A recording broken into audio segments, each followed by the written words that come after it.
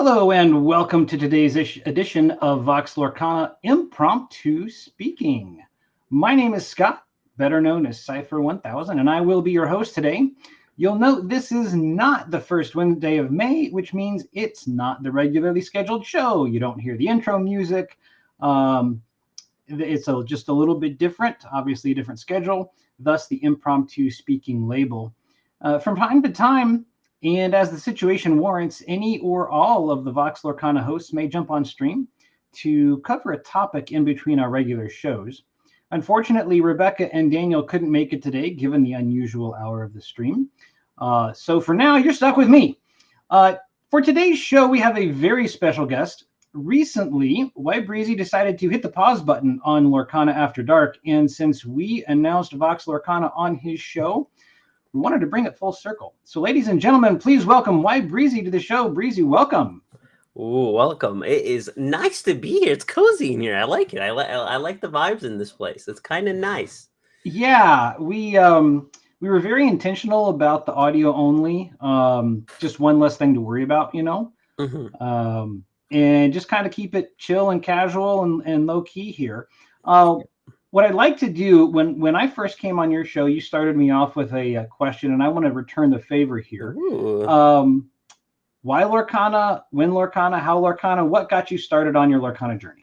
Well, I mean, it's quite simple. It was like 2020, like 3 August era, like right when the game was about to come out, right? Yep. I see the card list and stuff like that. I used to play Yu-Gi-Oh beforehand.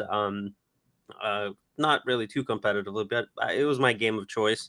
I used a lot. I spent a lot of time playing it. And all of a sudden, I see this new card game that I'm kind of interested in. You know, it's a Disney. I like Disney. And then the card list comes out. My favorite character of all time in any Disney franchise, almost any franchise in period is Cusco, and he had a card, and it looked pretty good at the time, And my initial thought was like, okay, let me start getting into the game, and the game was fantastic. The game design is incredible, and it got me hooked. I wanted to play all the decks, everything I can, and just absorb as much as Lorcana as possible because it was a fun game. It had great IP. And then after a while, I was like, wait a minute, I'm talking about this game so much. Let me just do it online. And I did. I wanted to make friends. I wanted to connect. I wanted to just talk, and that I love talking. And that someone that doesn't really talk often in real world, it was just a nice little escape for me. And that's where I kind of fell in love with the game more. The people itself, the connections, and the culture that was growing was the reason why I kind of got even in closer with the game itself. And that's where it got to Lorcana After Dark, where I was like, let me do it more consistently. Let me do it more often. And I wanted to highlight the amazing people in the community. So I had them come over, talk with me. No real script. I never really asked any question that was specific or anything like that. I was just like, yeah, you're going to be on. You're going to talk to me for an hour, and you might think it's the worst time ever, or you might be great. And it was fun for some people. It was okay for some. And it was a blast for me. So it kind of came out from there. And that was kind of been my Lorcana journey after that. All right. So you've gone through a handful of iterations of the show, a handful of hosts, and at this point, or rather recently, you decided it was time to step away for a bit. Yeah. So that's really the question of the hour.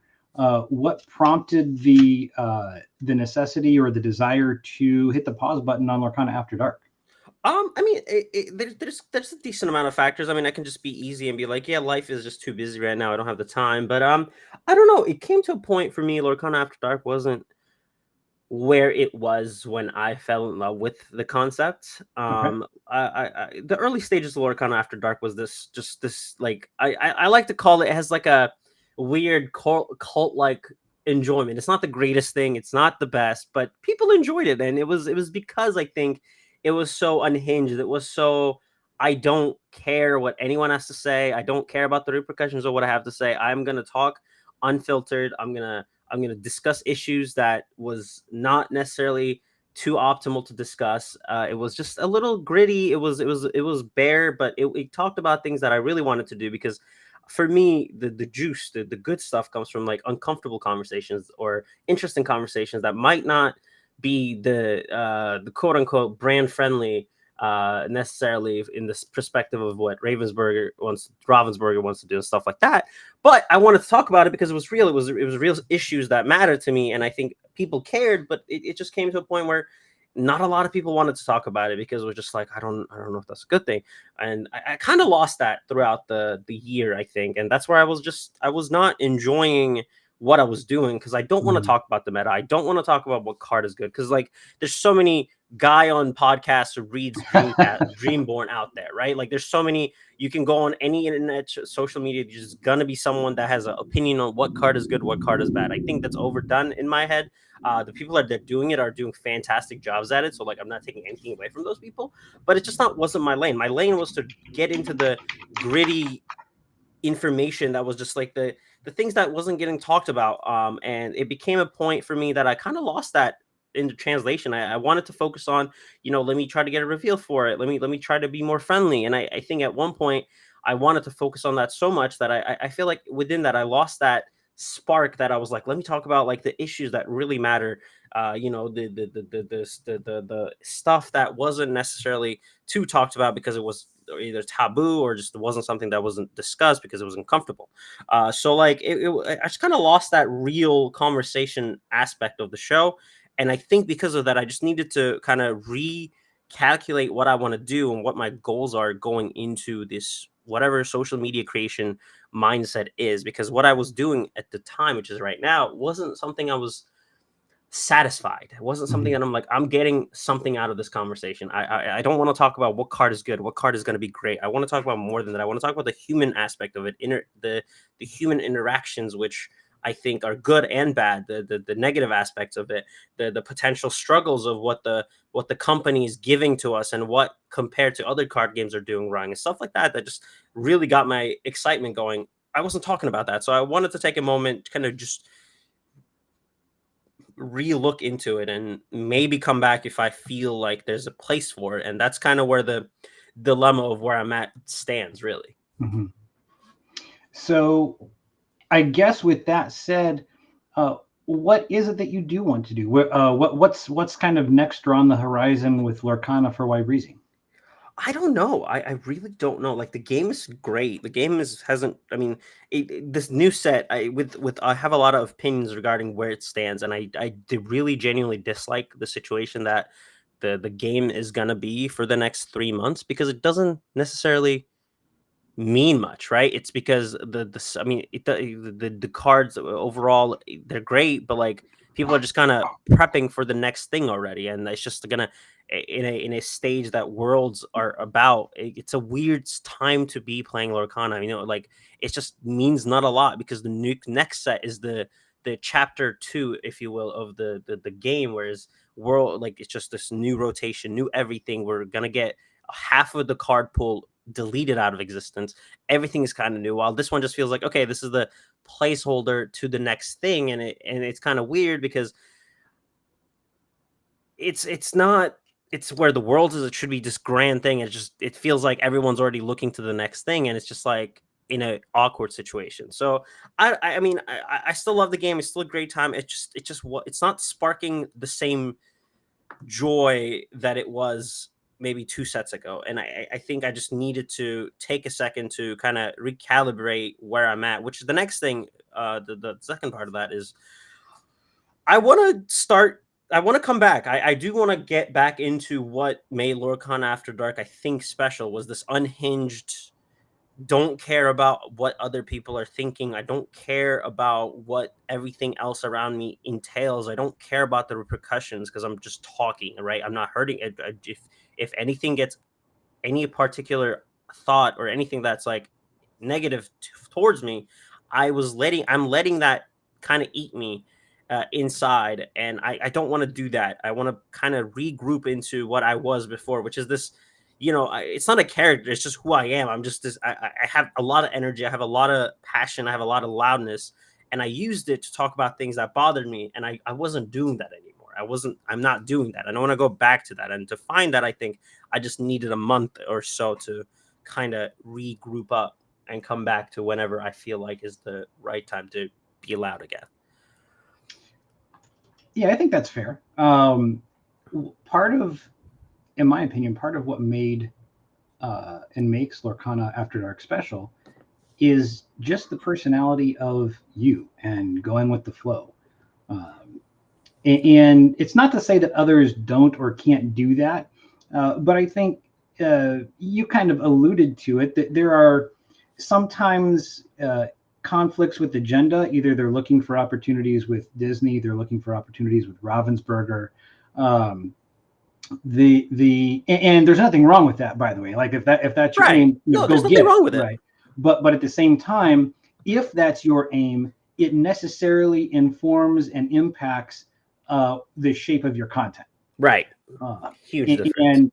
and I think there is always a place for folks who, I don't want to say they're negative or contrarians because that's not what it's about, but there's a place for folks who don't have that agenda and don't they aren't beholden to whatever image that the corporate interest would like someone to portray. Sure. Yeah, I Uh, agree. and I felt like, especially early, you really did a great job with that, represented that well. I mean, shoot, the Shui was born, right? I'm still upset, by the way. I don't know who's actually in charge of History of Lorcana account. The fact that it didn't make it to the history and like some of the, no offense to the chat account, they're doing their best, but like there's some stuff that like today in history, there's some like silly stuff that made it, and the Shui didn't make it, and I took that a little personally. So I just want to point that out. If the person is watching, if the History of Lorcana was watching, they missed out on the Shui anniversary, and I took offense to that. If there's some bad history stuff that made it and that didn't, so I just want to point that out real quick before I move on, because that hurt me personally. Fair enough. Do you know what the anniversary date of that is? Not anymore. It was somewhere last month though. I know it was in April because I have the video. I Okay. just don't have the exact date on top of my head, but yes, it made it to April. It's too late now, but it got me. I was like, dang, I made something really cool and it didn't make it to something, while like some post about like, oh, this person reached like 500 followers. I was like, dang, man, that's sad. But you know, I felt the pain a little bit. I'll add to the database. It's okay. It's okay. Listen, it's okay. It was just one of those things. I was like, wow, if I have to leave Lorcana legacy, I would like to be known as the Shui guy and the Cusco guy, and one of them didn't make it. So, Brother, I think those are cemented. Whether or not it shows up on that X or Blue Sky handle, I think people know. that's again, it was just a little because I love like those type of accounts, like History of Lorcana, like that account is like one of my favorite accounts to look into, just because like I love that, like keeping archives of things. Yep. So I genuinely enjoy what they do. Like I like that was just one of those things I was like, darn, but it's all cool. I thought it's just a little funny thing that was like there for me. Yeah, I agree with you. The history of Lorcana is actually important in any game or endeavor to be able to chronicle that and kind of review over where we've been, good, bad, and otherwise, right? Like Yeah. it's important to see where we stand in relation to where we've been. So yeah, definitely worthwhile. Absolutely. You talked about Cusco being your guy, and Rules of Villainy is actually commenting on that now. So I am right with you. That character, that movie, I very much relate to. What is it about Cusco that sticks with you? How did that happen? Well, there's a lot of like, I explained this to, I forget where I did this. I think Tears had me on and talked about it, but it's simple, but it's not at the same time. It's a real core relationship I have with the character. Not only I think The Emperor's New Groove is one of the funniest Disney movies ever written. It's hilarious from top to bottom. It has just like pure comedy in it from like adult kid, all perspectives. But the main reason I think, other than like it's one of the funniest movies I watched, I think in a weird way I related to Cusco as a kid, because for the ones that don't know, I'm originally from Turkey. I came to America when I was 10 years old, And I don't have a oh, we didn't come from nothing story. I had the exact opposite. I came from a steady, good housing. Everything was good. I had a good life in Turkey. So I was that emperor in a funny sense. But then I came here to New Orleans with just my mother, and we didn't have any money. We didn't have anything, and I didn't have any friends. No one cared for me. I was just me and my mom. That was it.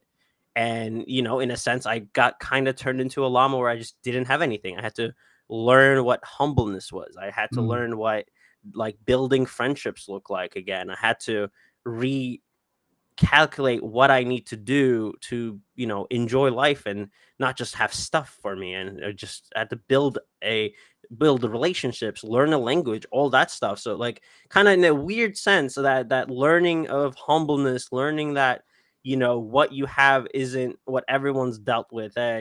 All that stuff was just like a in a weird parallel related to me. And ever since that, I just have a close bond with a character that is, I think, just incredible and hilarious, and just has a great journey throughout the movie. So I think there's because of that, I really relate to the character, and I think the movie just being fantastic also really helps.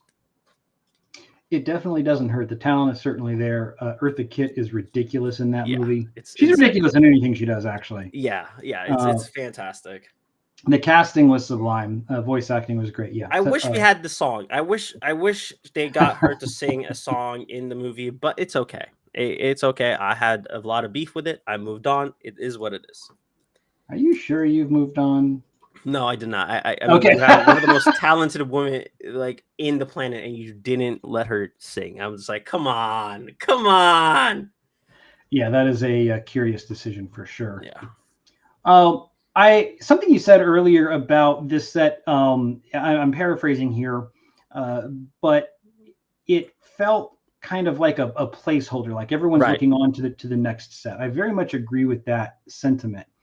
I think part of it is the fact that they dropped that Fable image real early, Yeah. Too early. and like I was hyped as soon as they showed The- that. Right, like I've yeah. been looking forward to Fabled more than Return of Jafar Right. or Reign of Jafar rather. Right. And like, no offense to the board game enjoyers there. It's just like I don't really care for that one either. It's just not me. Like I get that. I get the coolness of it, but like if you're trying to play a deck building board game, as someone that played a lot of those, there's just like so many options. And like as much as I love Lorcana and everything else in between, like the game just kind of isn't any different than the first one either. Like there's nothing too crazy from what I've seen. So it just feels like same thing number two DLC, and that doesn't really spark joy to me. But like there's the foils are cool. There's just I don't know, just this set overall just feels clunky in a sense of like it's cool, it's great, but like why not tease Fables at Worlds? mm, Like it's a whole month after the release, just about right. It's a couple of weeks. The release is up. People already bought their cards. People are playing the new stuff, and then you're like, hey, by the way, Fabled, and then right. it's like it's a reprint set. So like even better, even better. Now people heard about the rotation. Now they're like, where's the reprints? Boom, Fabled, release that Maleficent Dragon playmat. Everyone loses their minds, and now the excitement for the next set begins as literally the chapter one of the Lorcana universe ends at Worlds. I think it was the perfect opportunity, and I think they just mistimed it. And it is what it is. Yeah, I don't know. Like I'm not a marketing guy. I don't know if that was the right move or not. What I can say is um, it's it's been difficult for me personally to focus on Reign of Jafar, Right. the way the information about worlds rolled out, Yeah. and the way that honestly, I'm concerned. I'm hoping so that when we get to worlds, I'm hoping that when it comes time to divulge the information, that they just give it to us all at once. What I'm afraid they're going to do is announce, okay, we're in between round one. Here's the first DLC location. Oh my god. Next round Oh two, my and then like god. every in between, they're going to give us a little bit more, and that will crush me. You can't see me, but I am popping a vessel as we speak right now. Like that would be like there's a lot of decisions throughout the year of Lorcana, year and a half or whatever the amount is, that have been like, that's odd. That would be top 3 of all time. Like, why are we doing this? Who is this for? Oddest decision they can come up with. Like, yeah, we're gonna tease that the whole time and just be really annoying about it. That seems unnecessary. You see, I hope it doesn't go that route, because I want to be able to get that information and then just focus on the festivities, right? Focus on the play. Absolutely. Well, we can't even enjoy the festivities. That's another thing. Like, that's another thing that really well, bummed me out. listen. It's like I live in. I'm 45 minutes away from the location that the event is going to take place in, and I can't go in. I can't go in because why? Because they didn't plan it properly, and that's like, man, like it's just so. Again, I don't want to be angry guy yells at cloud, but like it's just such a disappointment, and I've been so disappointed with this decision that it's just like, why didn't you plan better? If you want to be the biggest card game out there, if you want to beat out your other competitions with phenomenal IPs, absolutely phenomenal IPs in One Piece, Pokemon, all those big names, you can't just be like, yeah, we didn't plan much for the greatest event that we're going to come up with. While your competition, I know they had a lot more experience than you, they does like events that are actually like grand enough where it's a whole it's essentially a festival of the game that people enjoy. And it just takes, it's such a gut punch to have people talk to me like, yeah, man, I went to One Piece regionals and it was just like a bunch of cool stuff, and now the world's going to be even grander. I'm like, we can't even go into our game. We can't even like walk inside. And it's just like, why do I keep trying to participate? And I have very bad luck with participating to these events. So like, that's a whole other thing. But like, it's just not great. It just sucks. So I don't know. There's just more. It's just a gut punch, even more for me. Yeah, that one. So for those that haven't been in TCGs for very long, if this is your first one, let me pull back the curtain just a little bit. I'm not trying to discourage you, but I do want you to understand, to be a fan of a TCG is to sign up for disappointment, because ultimately and repeatedly, the company will do things that you disagree with. Yes. And that could take a myriad of forms. And there's nothing wrong with it. It's just that business interests don't always align with personal interest, right? There's, so yeah, to some degree, you have to steel yourself against and for that disappointment. But this one, this one is the second biggest ouchie in my TCG lifetime. It hurt me to my core. Like, and it's not like, they did it against me personally or directly. like that's not it. Right. I just don't get it. In a business perspective too, it's like, you don't want more people coming in. Like, is that a bad decision? Like, I never seen like a company who's like, you know what, we're gonna, instead of having potentially like 1,000+ people come in, buy tickets, participate in events that like side events, so that there's not really great pricing, just hang out, spend more money, vendors, all that stuff that just pay money to be in your building. Yeah, we're not gonna have that. It's just gonna be 30 people, and yeah, that's it. So it's it baffles me. I'll take them at their word when they said, ultimately it came out, they just ran out of resources, whether it's time, human, etc. But that's also like super alarming if that's the case. You know what I mean? Like, because like they're Parallel, which is another 2-year-old game that has been kind of crushing the event space, which is One Piece, which is something I'm kind of leaning into right now.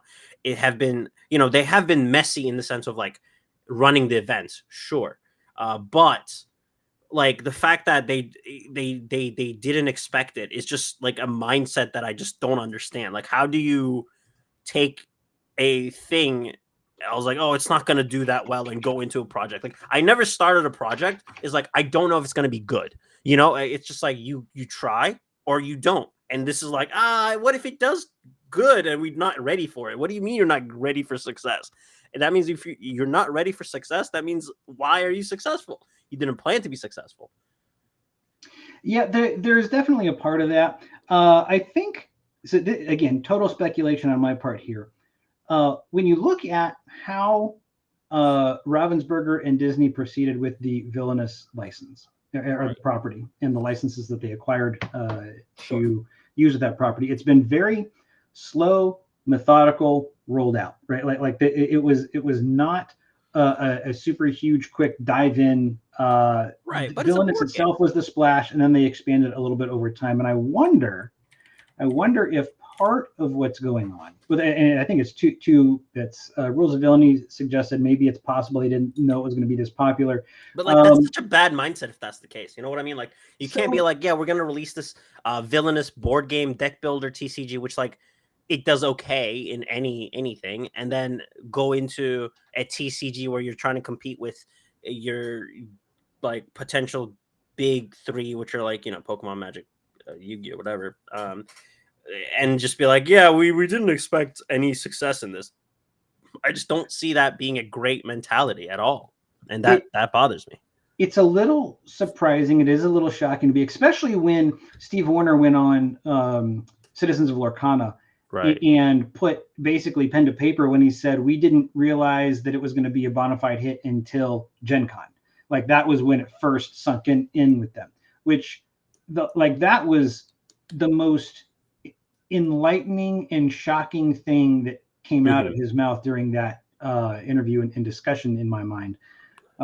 Because I think from the outside looking in, I think most fans would have said, well, no, the signs are there that this is going to be a runaway hit.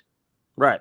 But either the company didn't see it that way or chose not to see it. I'm not sure. Right. I also wonder if there is an element of, again, a privately owned German company, right? It's not publicly owned. This is their first foray with the TCG.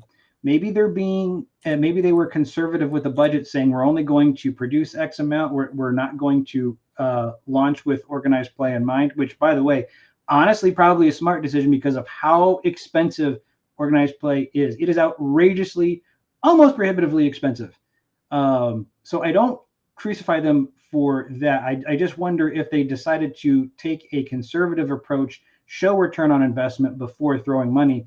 You mentioned that, you know, Atlanta, they had a low count to start with, and it wasn't until the demand was there and the tickets evaporated that they increased capacity and ultimately increased capacity for every event that they had as much as they were able to. I just feel like there's been a pattern of show me success before I give you more, and that's been in keeping with kind of what I've seen from the mother company as a whole. Total speculation, might be wrong, but I mean, think that's what we're probably seeing. But like it doesn't necessarily make it a enjoyable decision to go for. Like it's just for why sure. Why do you need your like fan base to keep giving you things before you can give them back? Like we're not necessarily like they've done a lot. Like I'm not going to sit here and be like they didn't terrible. They have done fantastic in so many different aspects of community building, all that fun stuff.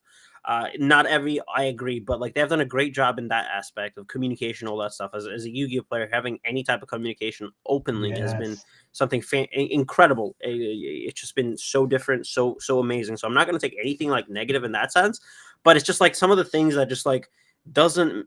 It's just like why do we have to keep putting up with it? And it's just like you don't have to. You don't necessarily have to. You can just do whatever you want and move on with it. And I think it's the sourness of that. It's just baffles me that they're not like it's been a year and a half and they know how successful all of their DLCs are. They made so much money from it. They made so much money off of Lorcana. They can't give a celebration of the entire game for one weekend. Like that's expensive, sure, but like come on, it's unrealistic to like it's not realistic to assume like, oh, we don't have the money for a big event that we're gonna like triple fold because everyone's gonna come in. It's an Orlando Disney World in summer. Like it doesn't get much sweeter for a vacation location. That is a fact. Like I said earlier, I'll give them the benefit of, you know, if what they said was true, not the VIP experience. I heard that at first and I was like, wait, what? That doesn't smell right. But they came out and said, yeah, we just ran out of resources, couldn't get it done in time. All right, I'll like it genuinely is a tough pill to swallow. Right. And I'm not saying that what they said isn't true. I'm saying the decision was tough, but okay, Yeah. that's fine. I'll write it out. Let's see what the next season has. But now the expectations are known, right? Like I now mean, there's no room for a miss anymore. yeah, yeah. I mean, yeah, it would be optimal if they didn't miss, but like, there's just a lot. There's just a lot, and it's gonna be interesting to see what they do for season 2 if they're even prepared. And I mean, I hope so. But like the other issue is right. That's 2026 most likely. You don't think they'll And have any events in 2025? I mean, we were halfway down the year already. Well, World is they gonna said they're happen going to tie it June, end of to June, so that's rotation, July. right? Yeah, I mean, we're probably gonna get one in like October or September, Yeah. right? It's sure, and then you get one more, maybe. That's not bad, I guess. My thought was at least one in fourth quarter, maybe two. Like you One can't would be go too optimal. deep into December because of the holidays, you Yeah, know. yeah, I agree. So one, maybe two, and then we'll see what happens. I agree that most of it's going to be in 2026. Yeah, and it's just like, okay, well then you gave us not a lot, and like I'm not even gonna get into the whole set champs thing with just like one mat. What are we doing? That whole thing as well. So it's just a lot of like, what are we doing moments that I'm just like, why? And yeah, I don't know. It's fine. I still love the game. I still enjoy the game. The location I feel mentally is the community itself is fantastic, but it's just like I don't know it's been an interesting couple of weeks, couple of days, where I stand on where the community is. I've seen interesting aspects, interesting takes, interesting mentalities. So it's just also given me a lot of cold shoulder as well. That's kind of been another issue that I'm like, well, it's great, but like if like I just want real. I just want real, and I Mm. think that's where I lost it in Lorcana After Dark. I feel like it just wasn't real, and when I do real, it doesn't go well, and that's another issue that I'm facing. It's just like, okay, if I talk real, if I face real, if I point out real, people are going to be calling me out, and that's not something I want to do either. What did you experience backlash from some of your episodes? I mean, not necessarily. It's just like the individuals you interact with. Sometimes it's just like some stuff that I just don't like having. How can I say this? I don't like the YouTuber mask and real mask, and I feel like there's individuals out there who are like that sometimes, Mm. and I think that just gets me. That just rubs me the wrong way, and I'm not gonna obviously give names because I don't want to. No, no, Uh, no, no. but it's just like some interactions I had with certain individuals just like sours me to a point where I'm not enjoying what I'm doing, because if that's what it's taking, I don't want that. I don't want that's just I don't want to put a smile on and not be real and be point out some people issues and stuff like that, and expect everyone to be okay and kumbaya everything. It's just not real. So it was just a point of like I can't do that either. I don't have that Disney smile. Everything is going to be okay all the time, because that's not how my brain works. I just haven't had that excitement of everything. So that's another issue that I have with it. Just like I don't want to keep egging on and be this excite. Like it's just like I have to point out everything at all times, and if I don't and only focus on the positive, it's just not real. And it's just also been a kind of it's just a issue of backlash of what I am versus what I'm trying to put out. So Mm. it's an interesting little journey. I'm not gonna lie. What you mentioned the journey there. What have been some of the more memorable points along that journey for you? I mean, the highlight of it is having a Lorcana After Dark episode. I mean, a lot of people, the whole reveal season, it's a big pressure for content creators. A lot of questioning self worth, all that stuff, and I had to miss out on quite a bit of them. I don't want to like OG myself, but I've been a Lorcana content creator. A quote unquote Lorcana creator for a year now, and I've been around. I've been around for a bit, and the first releases, I was like, "What did I do wrong?" And I was like, "Okay, you did this wrong," and I was like, "Okay, cool." And then I kept doing it. It's just a kind of a self-worth question, and finally, I had the honor of revealing a Cusco card, which has been the dream since the beginning. And to do that, we had every member, every co-host of Lorcana After Dark come in and do it with me. We didn't do anything crazy. We didn't do any skits. We didn't have a race car build, all that stuff. But it was just a very special moment for selfishly, very selfishly, of like we did this, and the people I had the honor of doing it with had to kind of be there with me to enjoy that special moment. And I think that was like an all timer, just very special. And the co-hosts, Knive, Rod, and RMB are three of the most amazing human beings of all time, and I can talk amazingly about them until I die or get banished, whatever you want to call it. And yeah, it's just been a very beautiful moment that I had the honor of and pleasure of just being there for with them. And I think that was the highlight of it all. It was that, and just being able to do that was definitely the top of the moment for me. And being able to cast some ICL games also great. I don't know where I stand on the casting world. I don't know. But yeah, it's been a blast. I think that's the highlight. I think getting to talk to amazing individuals has been the highlight of it all. And there's so many amazing people I met throughout it. I will be forever friends with, like individuals like JDZ. I get to talk to often, which is insane to me. Amazing human being. Same thing like um, so Katie. She's one of the greatest humans of all time. Shout out to Wonderland as well, DLC champ, absolute beast, absolute amazing of a human being. Those people I get to shout out and be forever indebted to be able to call them friends. And that I think that's the highlight of it all for me. It's just the friends I get to make and get to do. And like there's so many people I can shout out. I don't want to forget anyone, but like the list is too long. I had so many amazing moments, so many amazing friends. Like I can go down the list of like my Lorcana football fantasy football league with amazing people like Franz, where I beat him in the finals. And I had an amazing moment there at the North American Continental Champions, where we opened up a set one box as the reward of my amazing win, and we played a amazing little sealed with the chapter one box. It was just a good time. I think that was it was Franz, me, and Katie. It was just a little moments like that I'm always going to cherish, because that's what I wanted for. I wanted to make friends. That was end of it all. I didn't care at the beginning where what I was doing, how many people were watching. I just wanted to make friends, man. That's what I did it for. And I think looking back at the Lorcana After Dark journey, I think that's just what I'm going to imagine. Just people talking to me, and just as someone that like dealt with severe social anxiety all my life, this has been one of those moments where it's just like people genuinely appreciated me, and that's something I never really felt. So that's something that I'm always cherishing for, like on a constant basis. Like I mean, I like, let me put in a sense of perspective.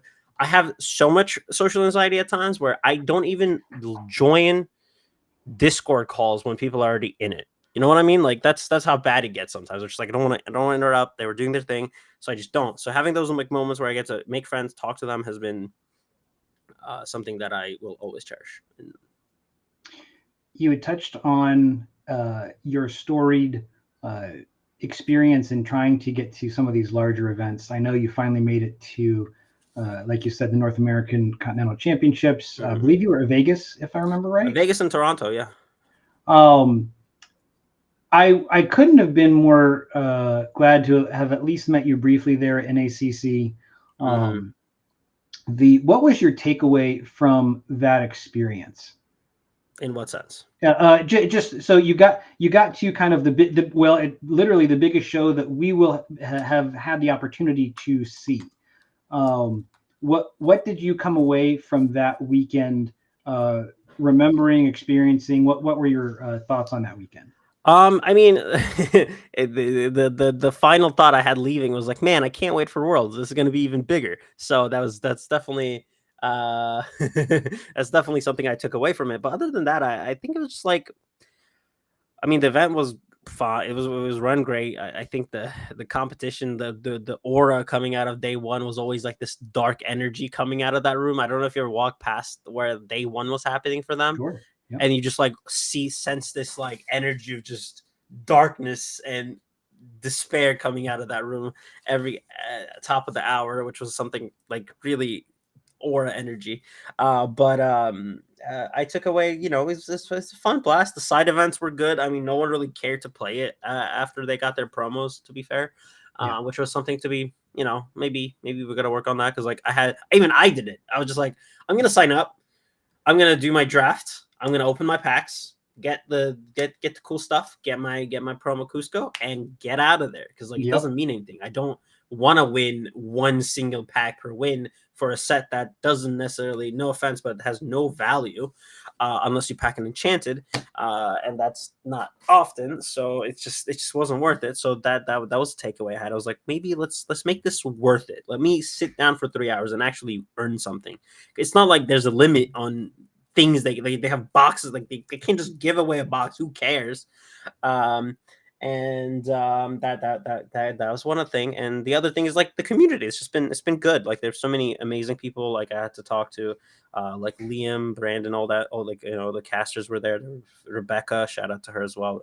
Every time I see her, just so much positivity radiates around her. Yep. It's such an incredible human. And I had the honor of talking to her, take a selfie, just chat with her. I know she was super busy, so like the 2 minutes you get to talk to her, it's a blast. Talk to Katie. Shout out to Francis Dominic as well. He's an amazing human. I got to meet finally.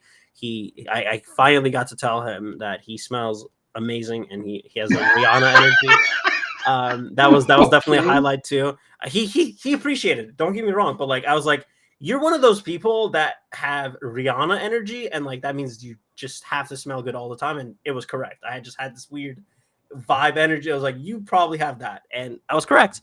So I got to do that, which was a very funny highlight. And yeah, it was fantastic. I got to annoy Katie most of the weekend, which was fun. And I messed up in my travels on the way back this time, which I had to learn that my flight back was Sunday, not Monday. So that was a little fun little trip I had to do. But yeah, it was a blast. It was a blast. My takeaways would be Worlds would have been cool.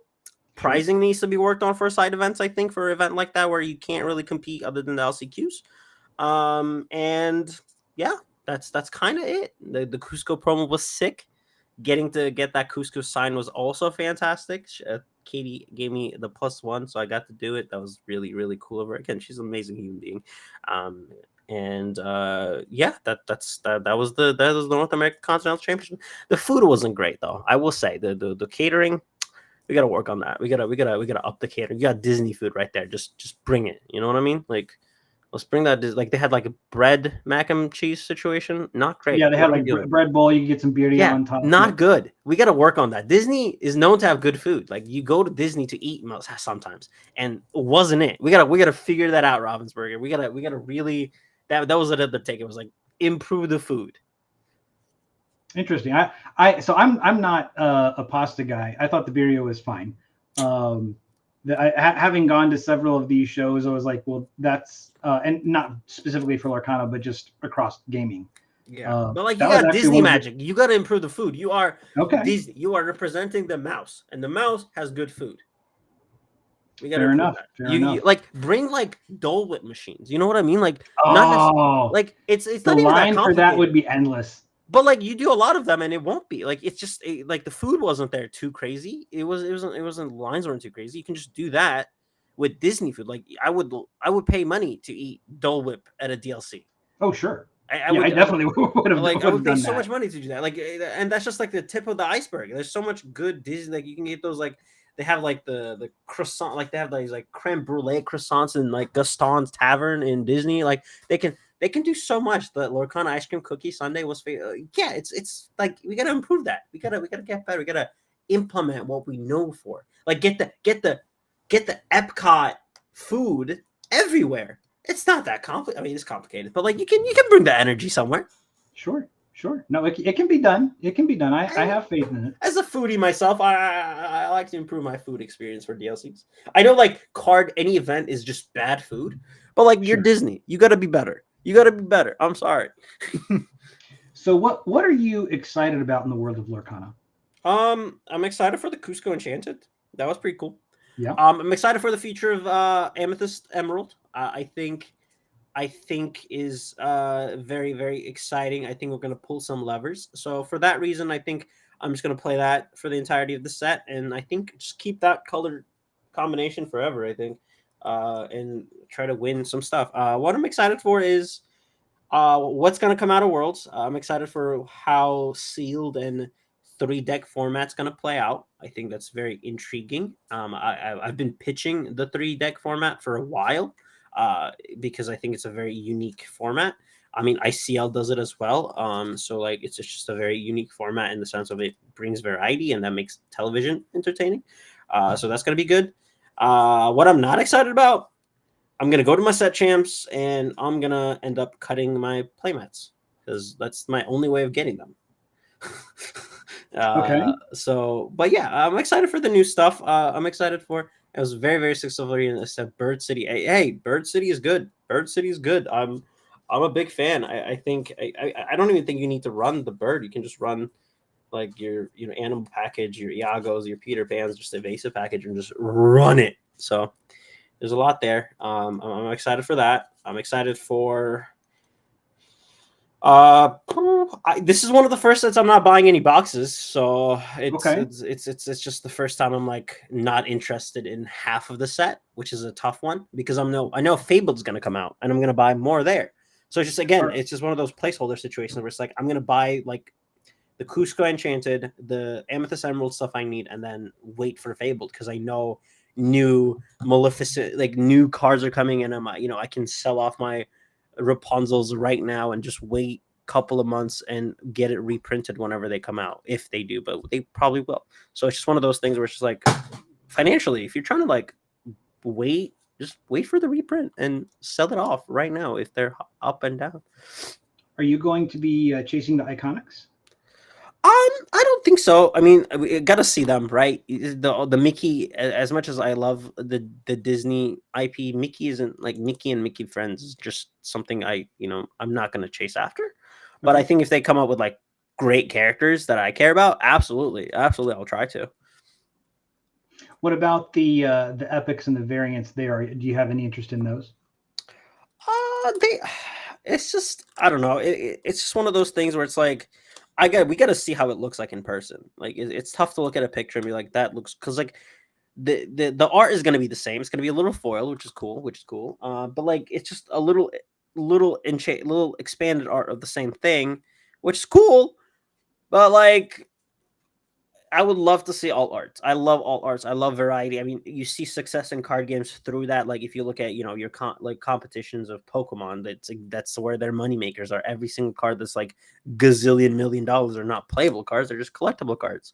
And I think they see a lot of success through that because the playable decks are $100 at most, and collectibles are really really expensive. And like when you don't give that excitement of like this card looks different significantly, it just cuts it off quite a bit. Like One Piece did a similar thing with their best set where it was just like they had all arts, they had full arts, they had all arts of the same card. So now you have created like three different layers of rarity for the Mhm. same card that you are reprinting already. So if you want to make it extra shiny, you had this like $30-$50 version.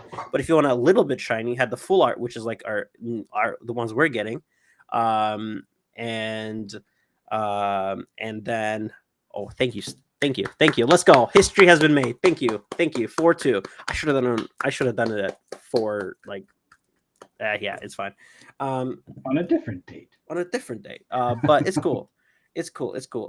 But yeah. So I think it's cool. It's cool. It's just cool. But like, am I gonna be losing my mind over them? Maybe.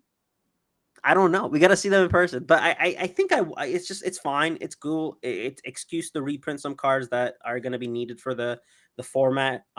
Like Rapunzel. If they don't reprint Rapunzel, we're not playing Amber. Just delete Amber at that point. So just delete Amber. They've forgotten us for weeks, for months, for ends and ends. So without Rapunzel, if Rapunzel gets switched out of formation, there's like just not enough to play. Or Ariel, like, you know, it's just like if they don't reprint those cards in those art forms, they're gonna miss the mark, and I just don't see them doing it. So for that reason, I think I'm excited.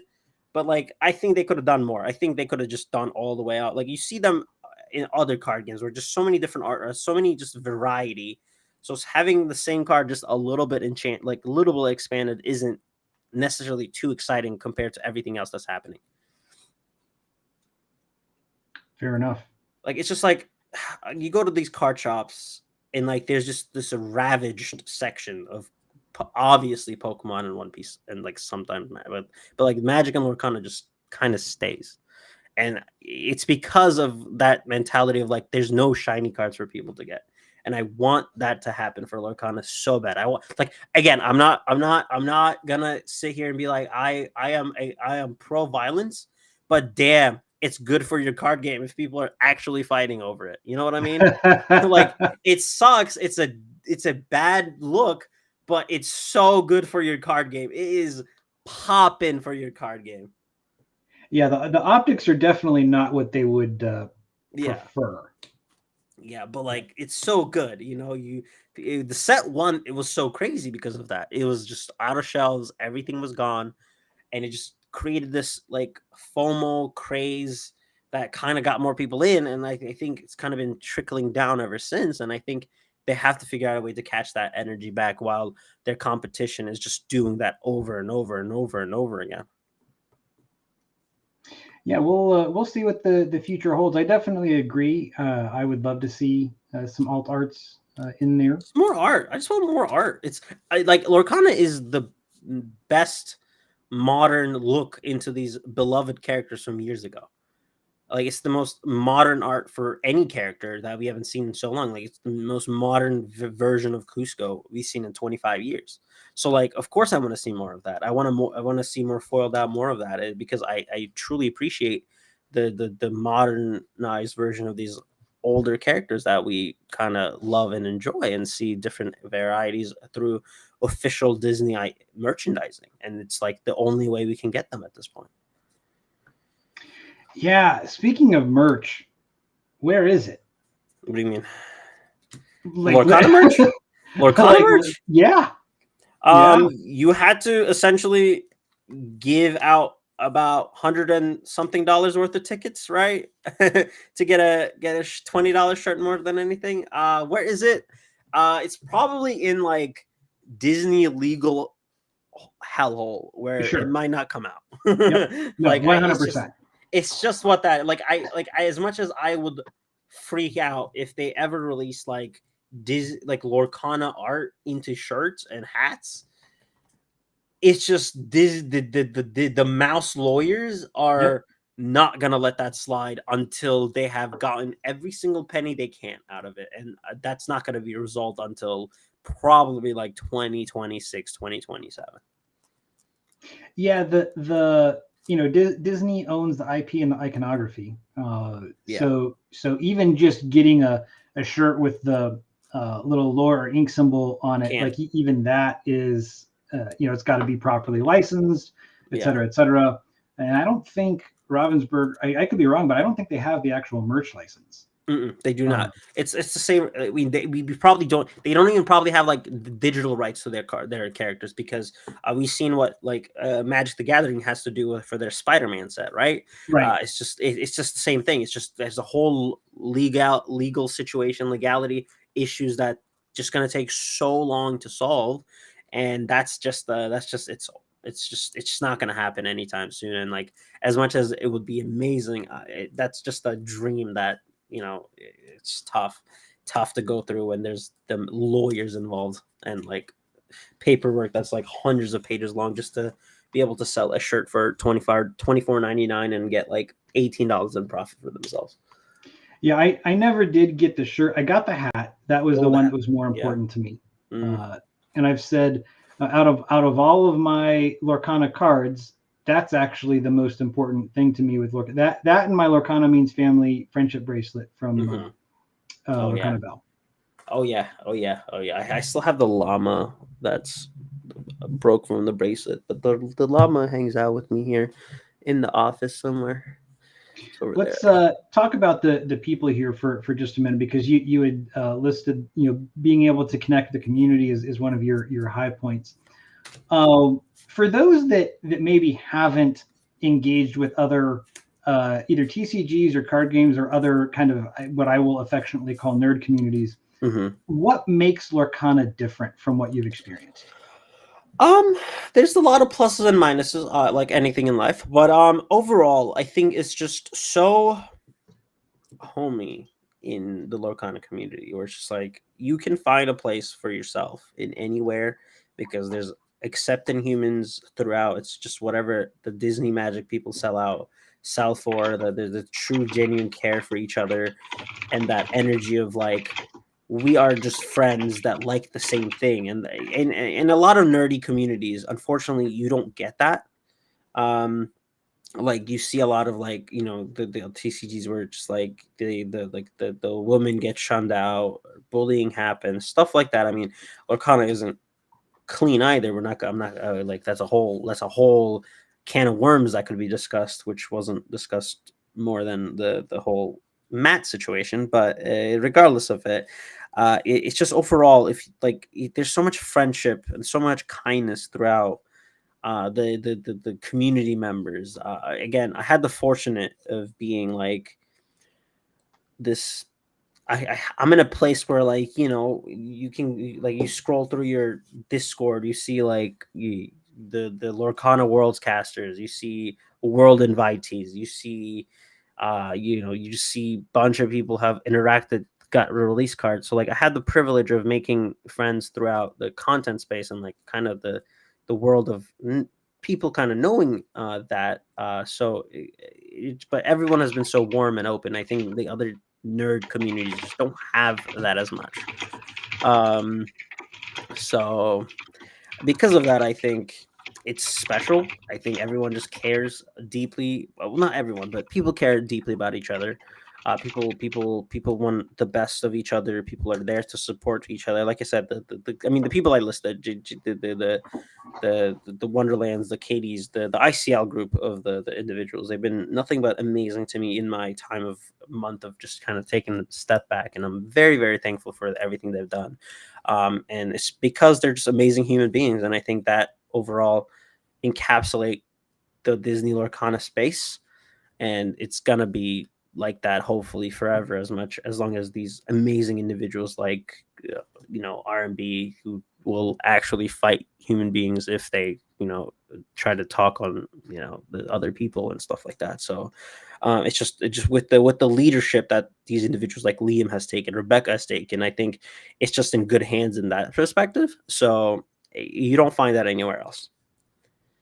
Yeah, it's really remarkable when you juxtapose it with other communities out there that from the beginning, Ravensburger didn't have a strong presence in the community. It was kind of self-led, self-created. I mean, there was the Discord server before the official Discord server, Lorcana HQ, right? And that some of the early content creators, some of the early voices from the beginning said, "This is how we want the community to be. This is how we want the game to be. This is what we're going to accept." And they set the tone and have stuck with it. And the community has by and large listened and responded in kind, and that's amazing. As much as I would love to discuss the negative aspects of it, it's just overwhelming has been positive. And it's something that the community has taken a hold of. There's obviously tangents and there's outside factors and stuff like that could come in. I've had my own share at times at weird situations to call people out when it needs to be.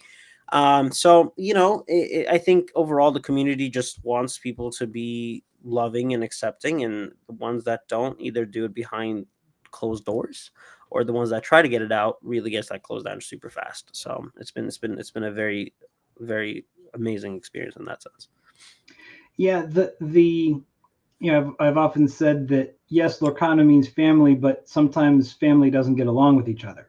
Like there's disagreements, right? Like that's real, and it's normal. And I think to some degree, it's healthy that we have disagreements as long as we can work through it, talk it out, and we're not always going to see eye to eye on everything. Like Shout that's out Goofy movie. unrealistic.